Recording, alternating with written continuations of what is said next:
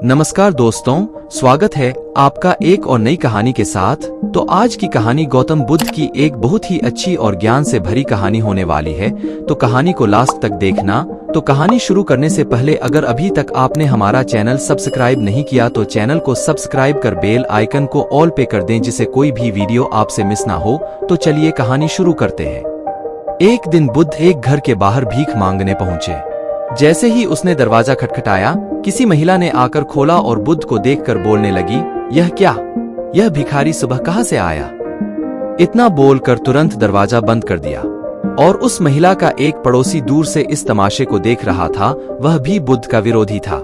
स्वाभाविक रूप से उसे यह देखकर कुछ ज्यादा ही मजा आता था, इसलिए उसने भी बोला, बहुत बढ़िया।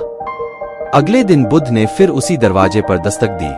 इस बार बुद्ध को देखकर महिला फिर से गुस्सा हो गई और बुद्ध पर कचरा फेंक दिया। और उस महिला का वही पड़ोसी आज भी तमाशा देख रहा था। स्वाभाविक रूप से बुद्ध का ऐसा अपमान देखकर वह बहुत प्रसन्न हुआ। इतना ही नहीं, बुद्ध की हालत देखकर वह जोर जोर से हंसने लगा। तीसरे दिन बुद्ध फिर उसी द्वार के सामने खड़े हो गए, लेकिन आज वह आदमी बुद्ध को फिर से देखकर आश्चर्यचकित रह गया।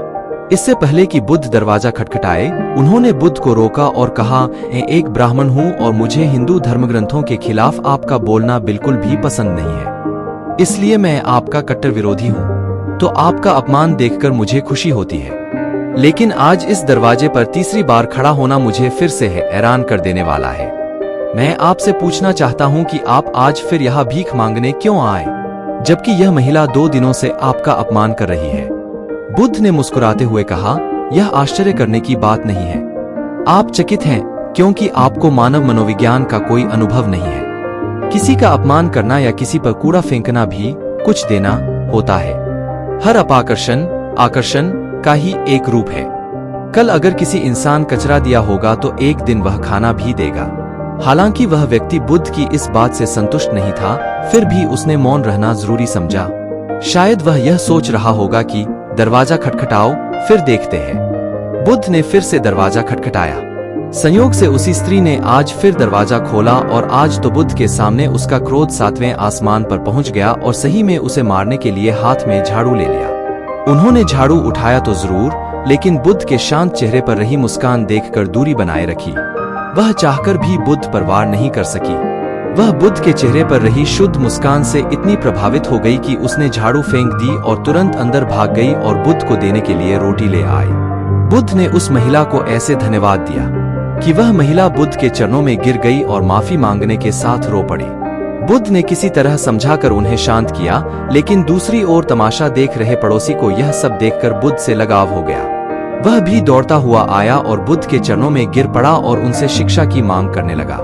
बुद्ध हंसे और बोले, मैंने कभी किसी घर से इतनी बड़ी भीख नहीं मांगी, फिर भी आज भोजन के साथ साथ एक शिष्य भी मिल गया। इस कहानी से यह मालूम पड़ता है कि सकारात्मकता और झुकाव ही इंसान के सभी रोगों की दवा है, जिस वजह से सांसारिक और सन्यासी के प्रति नफरत और प्रेम में जरा सा भी अंतर नहीं है। क्योंकि मन के स्तर पर प्रेम और सांसारिक सन्यासी के बीच नफरत की लेनदेन होने में थोड़ी सी भी देर नहीं लगती। मन तभी शांत और स्थिर रह पाता है जब वह सभी तरह के लेनदेन से ऊपर उठ जाए। इसलिए मिटा दे नफरत के बीज, बस दिल में सिर्फ माफ करने और प्रेम से भरी भावना रखें। आप हमेशा सुखी जीवन बिताएंगे। कहानी खत्म होती है। तो कहानी कैसी लगी आपको कमेंट करके जरूर बताएं और चैनल को सब्सक्राइब कर बेल आइकन को ऑल पे कर दें, जिससे वीडियो आते ही सबसे पहले आपको दिखे। और वीडियो को लाइक करके अपने दोस्तों के साथ शेयर करें। धन्यवाद।